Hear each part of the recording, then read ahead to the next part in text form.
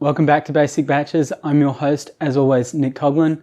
And in this episode, we're going to be doing a beautiful, rich, hearty chicken stew called coq au vin. It involves very few ingredients, a little bit of time, tiny bit of fiddliness, but will yield you an amazing, delicious result.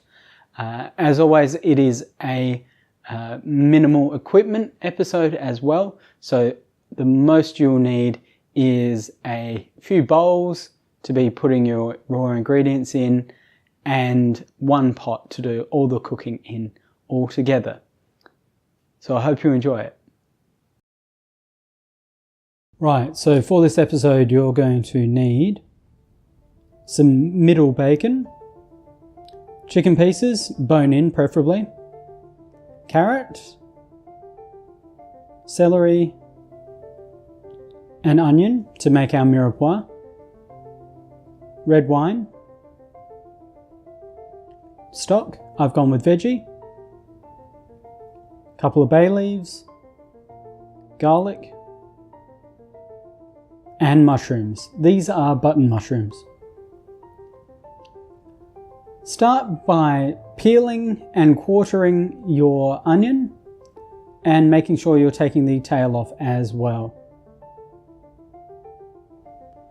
Slice your celery lengthwise and then chop it into rough, reasonably large pieces. Don't worry about peeling the carrot, but make sure you chop it roughly. I'm going to cut it a little bit more, like that.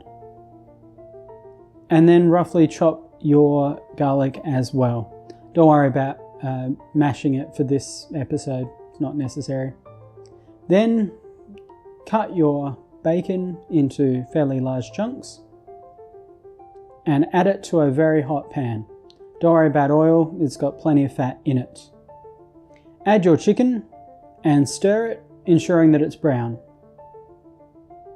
You may need to put a lid on it for a little bit as well. Once that's done, remove it, and if you're dealing with pieces, just chop them up. Add in your mirepoix and stir, coating in the fat. Then add your wine and deglaze.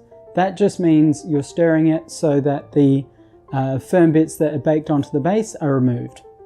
Then throw in your mushrooms and cook for a bit, and then add your spices.